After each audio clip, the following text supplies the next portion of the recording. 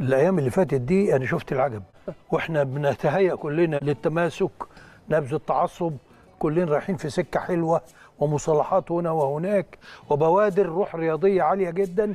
أنا ينفع ألعب في الإسماعيلي ومفروض في كرة القدم الأهلي والزمالك منافسين، أنفع في الإسماعيلية ألعب والأهلي ما يلعبش في الإسماعيلية؟ لا لا ماليش دعوة، ما هو ده كله بس شغل أمني يعني. ماشي. يا نهار أزرق، عبيط وأقرع وزمباوي كمان. يأتي من يحرجك، لأنه لما يطلع كلام قضايا استهلكت وقضايا قديمة تصار الآن فيما يشبه الحملة.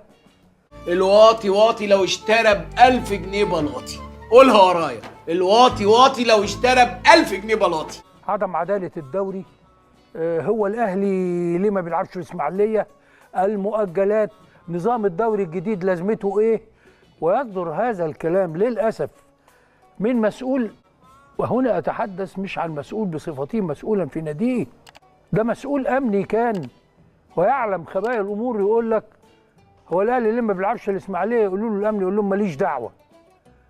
ماليش دعوة؟ أمال مين اللي له دعوة؟ معلش يا معلم، أهو بياكل عيش وبكرة يتعلم. يعلم فين متبلم يصبح ناسي. السلام عليكم ورحمة الله وبركاته، أهلا بيكم مشاهدي قناة المايسترو. حلقتنا النهاردة تحت عنوان الزملكاوية والاسطوانة المشروخة. انتوا عارفين ايه اللي مبوظ الدوري في مصر؟ قول انت بقى. ان احنا بنقعد نأجل ماتشات للأندية بدون داعي، بحجة ايه؟ ان انا بساعد الاهلي ان هو يكسب بطولة افريقيا. تمام، كلام محترم جدا طبعا وبيكبرك عندي اكتر من انت كبير. وردا على كلامك المحترم دوت، احب اقول لك برضو بمنتهى التقدير ومنتهى الاحترام ان امك ما عرفتش تربي وان فخس على دي تربيه، ومع ذلك هفضل احترمك جدا برضو، وعمر احترامي ليك ما هيقل مع مرور الايام. الزملكاوي علشان يبقى زملكاوي لازم يقول نفس الكلام ويغني نفس الاغنيه.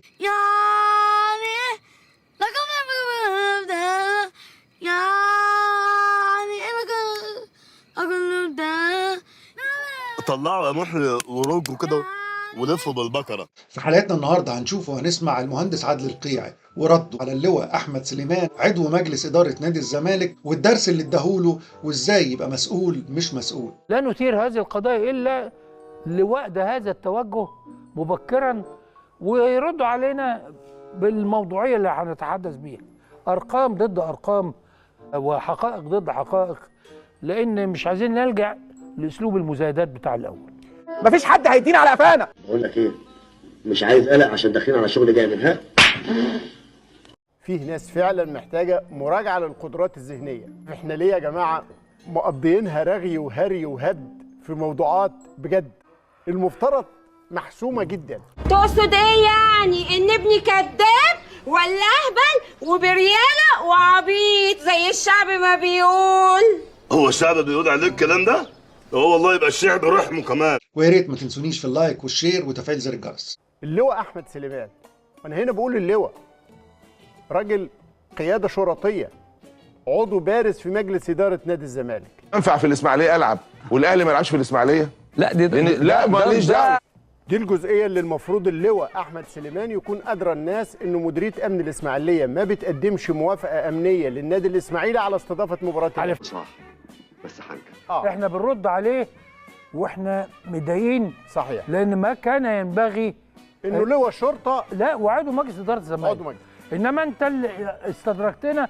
انت بقالك كذا حلقه بتجيب سيره الاهلي والعداله. انا وياك، لا الوحش بيحلو ولا الزفر بينضح. هو ازاي مره واحده حصل عليه هجوم من مدرجات الاسماعيلي في مباراه؟ ازاي؟ كل مشاكل مصر في عيون الزملكاويه هي ان الاهلي ما بيلعبش في الاسماعيليه. اي اداره للزمالك كل ما تتزنق يقول لك ليه الاهلي ما بيلعبش في الاسماعيليه، وهم نفسهم لما جماهير الاسماعيلي قالت عليهم الولد الكذاب وقالت عليهم عزيزه مش عاوزين يلعبوا هناك تاني. جمهور الاسماعيلي مسمينا ايه بقى؟ عزيزه.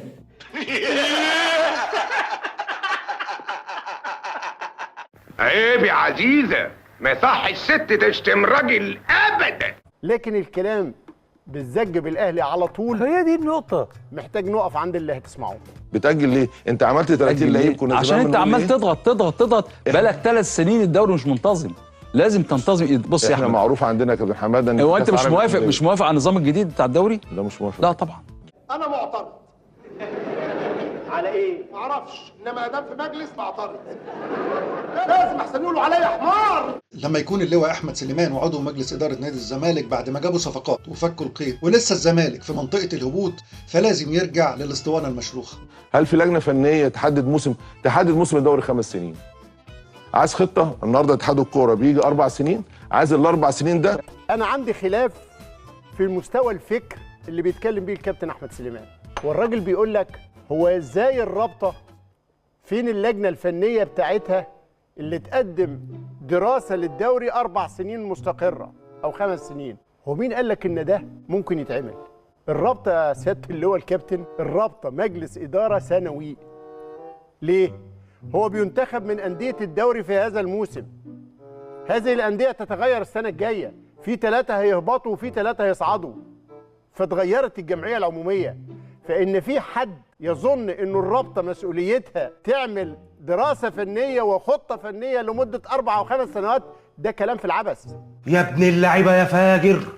لانه الرابطه مجلس اداره متغير سنويا وفقا لتغير الجمعيه العموميه بتاعه انديه الدوري اللي بتنتخب قبل كل موسم تشكيل لمجلس الاداره الخاص بيها.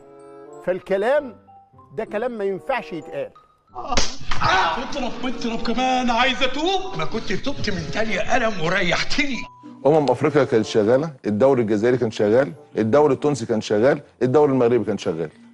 ال3 كانوا شغالين. انت كنت شغال؟ ما تقدرش. احنا قعدنا شهر ونص. ما تقدرش. انت عجبتني. انت كزمالك توافق تلعب من غير الدوري. ماليش دعوه بقى، انا لا علي ناس متساويه بكل الناس. انت بتتكلم جد؟ لا حول ولا قوه الا بالله، والله ما اعرف غير منك دلوقتي يا ابو حميد. بجد ده كلام ممكن يتقال؟ يعني الدوري الجزائري اشتغل لانه كل لعيبه منتخب الجزائر اللي كانوا في ابيجان محترفين في اوروبا مش في الجزائر، فالانديه الجزائريه مش هتتعطل. انت عايز الدوري المصري يشتغل والنادي الاهلي منه 7 لعيبه وبيراميدز منه 5 6 لعيبه والزمالك منه 3 لعيبه ولا 4 لعيبه، تقدر تلعب دوري. استاذ ابراهيم غير الاجانب بتوعك اللي راحوا. الكلام ده لو اتقال من اي حد تاني ممكن لا تعيره اي اهتمام، لكن يتقال من اللواء شرطه كابتن احمد سليمان عضو مجلس اداره نادي الزمالك واللي كان في جهاز المنتخب لفترات طويله كمدرب حراس، لا احنا بصدد حاله لازم نتوقف عندها. اللي عنده ده فيروس اسمه البارفو، ده فيروس ملوش علاج في العالم، وانا شخصيا بعتبره فيروس خازوقي علشان لما بيلزق في الكلب ما بيطلعش منه تاني. خلي بالك بقى الهجوم على المقترح بتاع تعديل الدوري. مفيش حاجه اسمها نعمل زي الدوري البلجيكي، اصل نجيب 18 نادي، عندنا 18 نادي نلعب دوري من دور واحد، ال9 الاوائل يلعبوا على الفوز بالبطوله وال9 اللي تحت يلعبوا على عدم الهبوط. هو انت يديرك في ايه؟ ده احنا بنقول ال10 دول هيلعبوا على ترتيب المراكز، ما بقولكش بنفس النقاط بتاعتهم. بنفس النقاط اللي خدوها محتفظ بالحصاد. انت بقى هتيجي بقى متنبئ الاهلي هيتصدر، ده همك انت.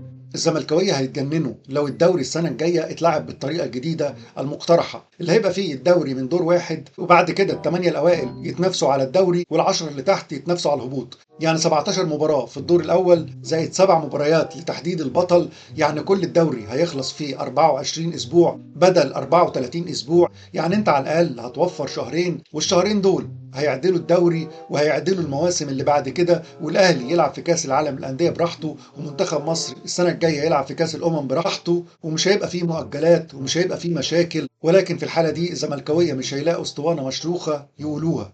ابنك مش محتاج نشيط اطفال، ابنك محتاج يغني على نفقه الدوله. نمره 3 ودي هتبان في اللي جاي، حجم البرامج اللي خدمت على وجهه النظر دي عشان تعرف المساله منسق لها. كل واحد مش باصص في كراسته، لا ده عالم صايع يابا. كريم حسن شحاته عن المؤجلات والدوري نفس القضيه. ليه انا بقول لكم الاول اسمعوا كريم وبعد كده نتكلم. لا مفيش حاجه اسمها تاجيلات، عايز دوري منتظم وعايز كوره منتظمه وعايز سيستم وعايز مستوى لعيبه وفورمه معظم فترات الموسم للعيبه. طبق اللوائح، الموضوع سهل بس نلتزم باللوائح، ما نخافش من الاهلي. كابتن كريم شايف انه اللائحه ما بتطبقش، ما تعمل زي كل الناس، حط لائحه والتزم بيها. يا كابتن كريم، هل المشكله في ان مش بتحسب، ولا مش عارف تحسب، ولا ما فكرتش تحسب، ولا حسبت بس برضو عايز تناقش القضيه من منظور ان لا الاهلي بيتجامد؟ واحد مصاحب علي علوكه واشرف كوخه، عايزين نطلع طيار. وده موقف جديد طبعا، لانه يبدو حيادك السابق كان رهن خلافك مع الاداره السابقه. كتير من الزملكاويه ايام مرتضى منصور كانوا بيتكلموا بالعقل وبالعدل، لكن الحق والعدل ما كانش من جواهم، ولكن مجرد كره في مرتضى وفتح مرتضى. انما لما مرتضى منصور راح كلهم طلعوا مرتضى منصور الصغير اللي جواهم. انا اللي كنت فاكرك نينجا طلعت ترتر. لو احنا التزمنا بالمواعيد واللائحه اللي احنا عاملينها، اللائحه اللي كان الاتحاد المصري او رابطه الانديه عاملها، كان كابتن عامر حسين مدير المسابقات عاملها، ان الاهلي مثلا الاهلي عنده ماتش في افريقيا، لو الماتش جوه مصر يلعب بعد الماتش ده ب3 ايام ماتش في الدوري، لو الماتش ده بره مصر يلعب بعد الماتش اللي بره مصر ده في افريقيا ب4 ايام في الدوري. احترام الاهلي للائحه مشي على الاهلي دون اي استثناء. الناس دي عندها مشكله مع الاهلي فعايزه تغلوش باي حاجه. وانا من هذا المبنى احب اوجه كلام للسيد المسؤول رئيس لجنه حقوق الانسان، ان لازم قدامكم يكون حل من اثنين تحلوه، يعني يا تبنوا لهم البيوت يا توفروا لهم الكلى. والحقيقه الازمه ان الناس دي ما بتقراش. كل اللي بيتكلموا على التاجيلات لا قاريين لائحه ولا عارفين حاجه. يلي اتحرمتم من التعليم الفرصه لسه قدامكم، من غير ما تغرموا ولا مليم اذاعتنا ناويه تعلمكم. الاعلام الزملكاوي والزملكاويه حافظين مش فاهمين. مشكله الكره في مصر محتاجه تطوير للتعليم، اللي تعلمك تقرا، اللي تعلمك تحسب. أما عين ضع في فتحة باء ألف مادة نون ضمتين حناشن. ارجع للائحه اللي الاهلي محترمها واللي اداره المسابقات حطاها، وهات لي الاهلي استثني بره هذه اللائحه كم مره. اتحدى ان حد فيهم يجيب واقعه الاهلي تجاوز فيها هذه اللائحه ولا مره، اللي اتطبقت على كل الناس اللي شاركت خارجيا. اللائحه دي يا جماعه عرضناها كتير، بس ارجوهم يقروها مره. الانديه التي ترغب في المشاركه في البطولات العربيه او الافريقيه عليها الالتزام بالمواعيد المعلنه بالجدول او بالجداول دون طلب ادخال اي تعديل على التوقيتات والمواعيد او طلب التاجيل، بحيث تقام المباراه المحليه للنادي على رابع يوم في حاله اذا كانت المباراه الافريقيه او العربيه خارج مصر على رابع يوم، وتقام المباراه المحليه على ثالث يوم في حال اقامه المباراه الافريقيه او العربيه داخل مصر. ده اللي حصل عشان الناس دي تعرفوا انه عندهم مشكله نفسيه مع الاهلي. عندي شعرة ساعة تروح وساعة تيجي، أنا عندي شعرة ساعة تروح وساعة تيجي. دكتور الحقني أنا مش مجنون صدقني. الاهلي لحد النهارده لاعب 26 ماتش في نفس المده، الزمالك لاعب 18 ماتش وزعلان. هل الاهلي كان في مارينا بيتفسح ولا كان في ميدياما بيلعب غانا وقبل منه في الجزائر وهكذا في المشوار الافريقي؟ الاهلي بالمناسبه 25 مباراه من بدايه الموسم، الثاني له بيراميدز 20 مباراه، فيوتشر 19 مباراه، الزمالك 18 مباراه. قول لي لما الاهلي لعب 7 مباريات في الدوري الزمالك لعب 9 بس ليه؟ ما هو انت برضه ما لعبتش 14 مباراه زي انبي عشان تيجي تفتح صدرك قوي كده. وأنا زي بابا بالظبط في كل حاجة، وفي الشدة شديد وفي القوة قوي قوي قوي. ده انت لعبت 9، يعني الاهلي 7 الزمالك 9 في الوقت اللي شوفوا الاهلي لعب خارجيا 24 مباراه في الموسم ده لغايه دلوقتي. كانت الخلاصه ايه؟ الموسم بالنسبه للاهلي بدا قبل بدايه كل الفرق ب4 ايام. علشان الناس دي تفتكر، الاهلي لعب اول مباراه السنه دي يوم 15/9، 166 يوم من مباراة اتحاد العاصمة في فترات كانت ممنوع اللعب فيها لا الأهلي ولا لغيره في الدوري. انتوا كنتوا عايزين الأهلي يلعب دوري والمنتخب واخد من ال 166 يوم 95 يوم توقفات للمنتخب ما بين تصفيات كأس عالم وما بين المشاركة في نهائيات الأمم الأفريقية والأجندة الدولية بتاعت الفيفا. 95 يوم من ال 166. في 15 يوم الأهلي شارك فيهم في كأس العالم للأندية في السعودية. كنت عشان ترضي الكابتن كريم والكابتن أحمد سليمان ما توقفش الدوري، بس الأهلي ينسحب من كأس العالم في السعودية أو يقسم نفسه نصين. صح انا كده، انا مش كده خدنا دي 15 يوم في كأس العالم في السعودية. ادي 110 يوم. في 25 يوم الأهلي شارك فيهم في الدوري الأفريقي بقرار من الكاف اللي قال ان الانديه المشاركه في الدوري السوبر الافريقي ما تلعبش محليا.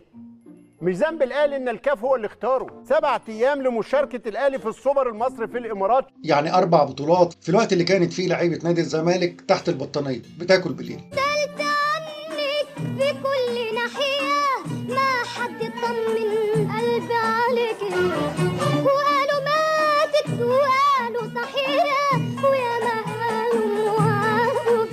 والى اللقاء في حلقه جديده من حلقات المايسترو. ما تنسوناش بدعم القناه بالاشتراك واللايك والشير وتفعيل زر الجرس علشان يوصلك كل ما هو جديد. والسلام عليكم ورحمه الله وبركاته.